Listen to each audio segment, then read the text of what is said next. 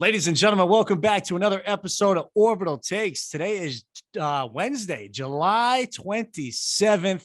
The big news of today that we're going to be talking about is Russia claiming that they're going to leave the International Space Station after 2024. This news came right after Dmitry Rogozin apparently first got fired, and now we're learning that he may have even got promoted to a better position in Russia. So not really fired, just kind of moving around over there. What are your thoughts on this? Is this something to even be worried about? What's up, Chris? How you doing, man? Great to see you too, Pat. Yeah, good to see you. Is it a better position in Russia? I guess that's a relative term. I think if you're in Ukraine, and this new guy comes in to run the Donbass region, you're like, who the hell is this guy? So for them, it's not necessarily an improvement. But he and Putin are boys. They're sticking together over the last several years. Rogozin was kind of his puppet, and will continue to be. So I think that we've heard Rogozin threaten this for many years, of course. But this one seems to be legit. So you have major news sources other than the normal space media covering this. So it seems to be moving forward, and it's probably a good thing. We don't need the head of our partner / rival space agency accusing our astronauts of drilling holes in the space station because they've gone nutso. We don't need them doing in-flight aborts. We haven't seen Dragon or do anything like that. So this is surprising, but then again, not surprising. Yeah, you don't want your partner threatening you as much as Russia threatens no kidding the United States. I mean, I get it, the whole space race, and then we're collaborating with them for it's a peaceful planet. You want to have international collaboration, but at some point they're just being assholes, and it's like you got to get out of there. You know what I mean? So this is interesting because I feel like NASA's playing a little bit of damage control here. So Bill Nelson came out with a statement tonight, almost 2 hours ago at 5 o'clock. And he says the agency has not been notified by Roscosmos or any plans to end international ISS cooperation, which I don't believe that. Like, he's basically saying, yeah, we're still going until 2030. But like, I do feel like that's a little bit of damage control in the sense of how often do you think that they're actually communicating like the length of the contract, right? I mean, like it does sound like Russia just is planning to dip out. Yeah, you would think they would have, if not daily, then weekly conversations about this stuff. You would hope anyway. I mean, considering that we're coordinating, a 24-hour day, 7-day a week, orbiting mobile laboratory up there. This is just another feather in the cap of, the Artemis Accords. Just shoring up and galvanizing the international partnership to join us, not only on the moon, but, the gateway and then moving forward. That's what the Artemis Accords are for. And who hasn't signed on to that? Russia and China, along with many other countries as well. But, those are the two ones that probably won't ever sign on because they're going to go it alone.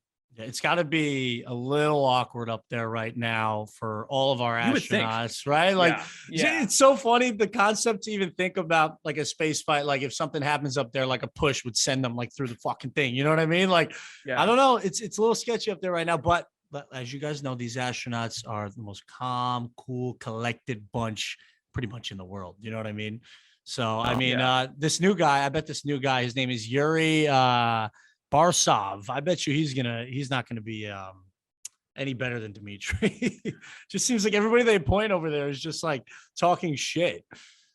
What's funny too? His name, Yuri, Yuri Gagarin, Yuri Borisov, I didn't even realize that. Wow. Yeah, so it's like he was destined to take over. Yuri Gagarin, the first human to ever go to space successfully, and came home.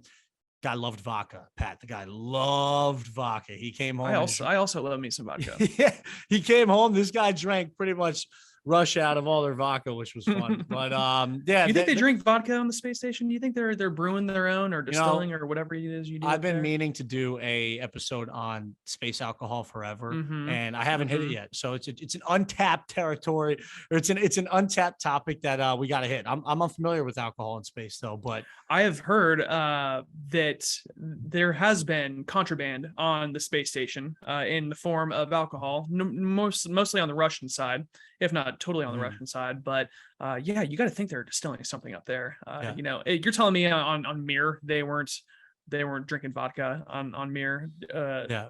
Come on. So guys, they've been Russia's been flirting with this idea of leaving the International Space Station forever. I mean, they've been doing this for as long as we can remember. The reason why this is important is because the United States controls one part of the International Space Station, and then Russia controls another segment. So the segment that they control, I think, is the propulsion systems, right? So they provide regular Mhm, boosts to the mhm. space station to keep it up and to keep it orbiting the planet. So if Russia were to leave, it's not the end of the world. It would actually provide a really big opportunity for maybe an American company to do that, right? Or maybe to find for NASA to find another avenue to keep the space station in float there. So I Yeah, mean, it's not the end of the world.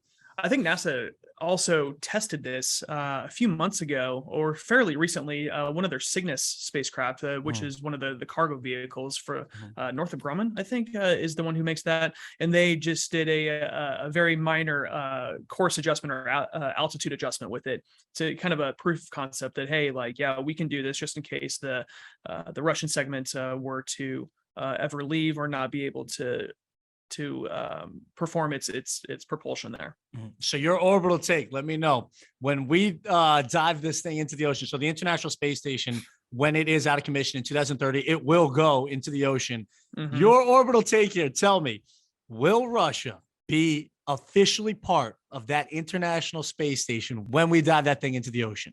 I'm going to say no. I'm going to say that Wow. they're done, and that's fine because we have Axiom who's going to build a part of. They're going to attach a module to the space station that'll eventually detach, and they'll form their own space station at that point. You have, the partnership with Orbital Reef.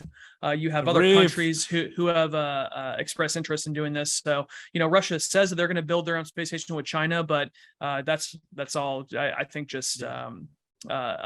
Hearsay, because what has Russia done in the last 5 years other than the space station? They've done nothing. They Yeah. haven't Well, done. they also invaded Ukraine, right? That's what they Oh take a yeah, lot of.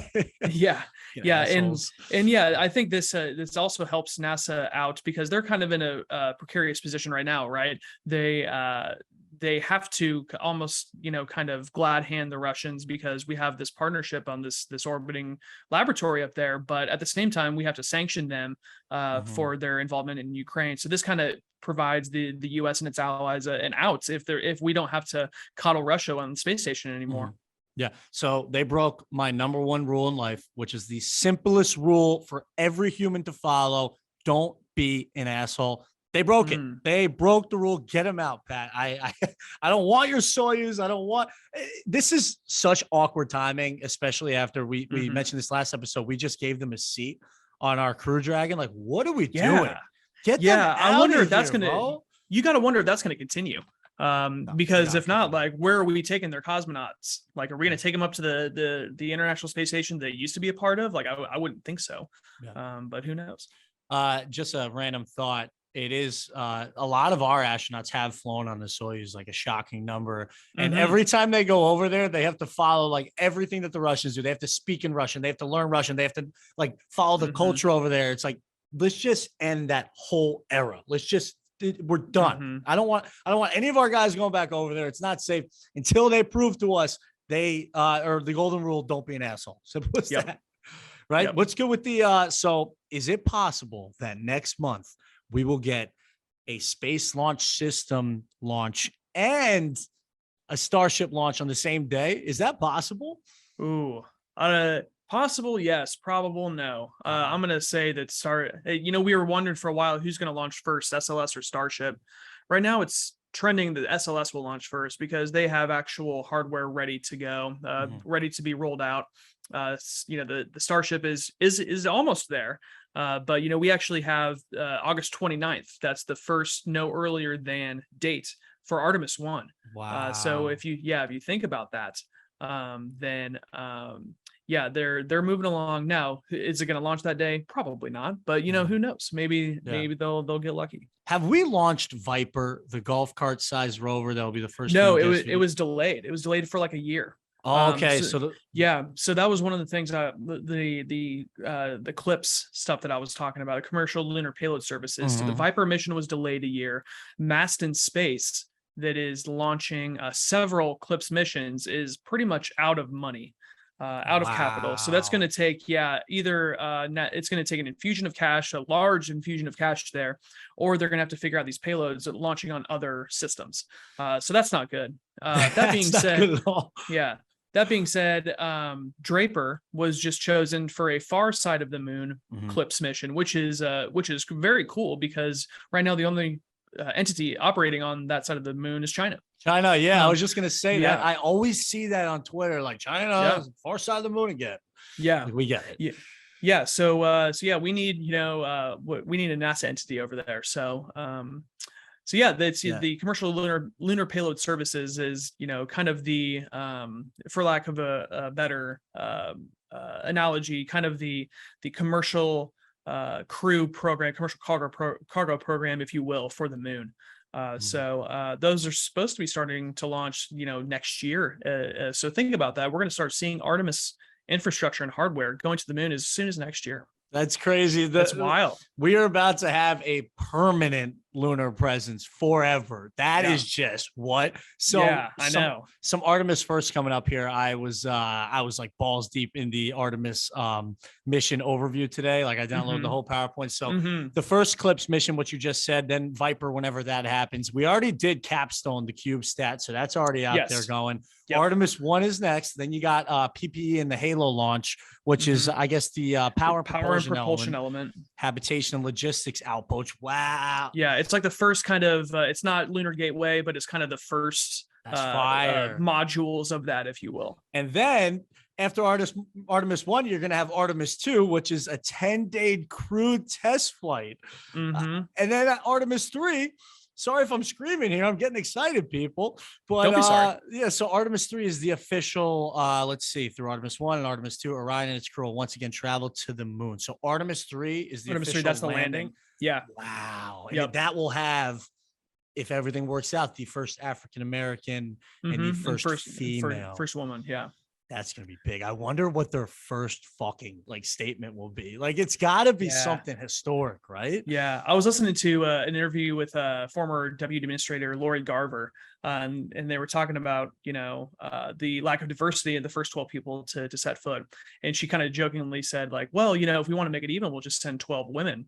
Only 12 women, and then we'll be caught up. Obviously that's not going to happen, but she brings up a good point. Like we've only had 12 white men set foot on the surface, and in today's world, that's so mind-blowing that you wouldn't have any sort of other diversity in there. So I think it'll be a very diverse group of people. And I think when Japan recently signed an agreement to provide rovers for the Artemis program, and in return they get one of those seats on the first landing. On the first landing. Yeah, that's sick. That's a good trade-off, dude. Oh, for sure, absolutely.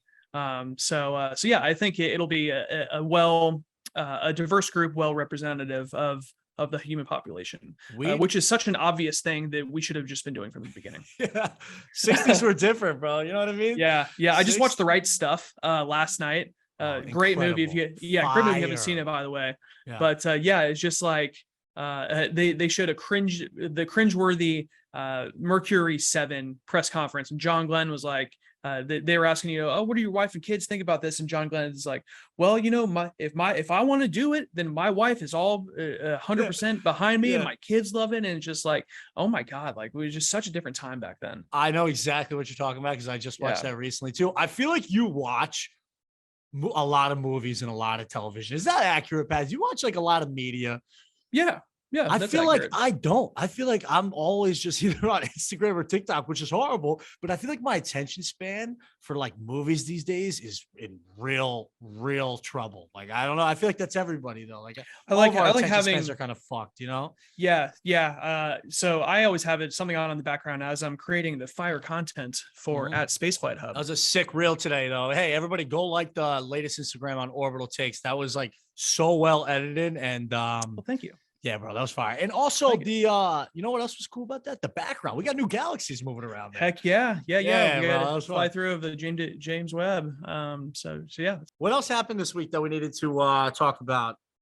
I feel like the moon. Oh yeah, the last week. What was your reaction towards the general public not giving an absolute shit about the Apollo moon landing? I mean, they didn't. Nobody cared. Nobody. I saw it on like a Yeah. few websites. Nothing. It's like Yeah. we don't want to celebrate the 53rd anniversary anymore. Okay, I'll celebrate by myself. Okay. Yeah, I mean that's fine. Chris, you and I can celebrate for the rest of humanity, which we did. Yeah. So we're actually yeah, going down. So Pat's coming to New York City this week. We're gonna have Heck yeah. we're gonna have a live episode this week.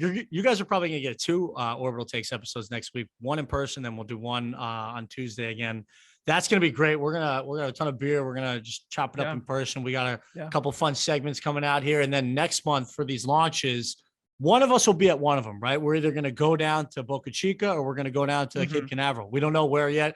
The schedule isn't out. As soon as NASA or SpaceX drops hints for when one of these ships is going orbital, one of us will be there, and I'm fucking hyped for that, bro. That'll be fun. NASA, don't be afraid to select my application for NASA Social. Yeah, yeah. If anybody from NASA is listening, come on, guys, throw us a bone here. I'm still on the wait list too. Pat, I sent you. I tried to get verified on Instagram, so I do this like every 5 months. I just send out a quick verification thing. What if it happens? Like, what if it works? Wayne Gretzky said, "You miss 100% of the shots you don't take." Dude, So I just you're want never that. getting verified unless you try. I just want that blue check mark, bro. I know it's not a big deal. We don't need it. You know what I mean? It's a big deal. It's a big Dude, deal. it's so sexy. That blue check mark is Oh, so yeah. fucking sick. All right. So that's all we got for Orbital Takes today. Once again, thank you so much for your support. Pat, you got anything? I know you're coming into the city on Friday, right? Yeah, coming on Friday. So we'll look forward to seeing you there and chopping it up about space. Leave us a review and rate us on whatever podcast platform that you use. We're now on Overcast, which is what I use, and most podcast platforms. Working on getting on all of them, but this is our side hustle, and we're not professionals, so we're figuring this out as we go along. So thanks for bearing with us. Love you guys. Hey, send this to a friend, please. Send this out there like wildfire. We'll see you next week. Yes, at Peace. Astra.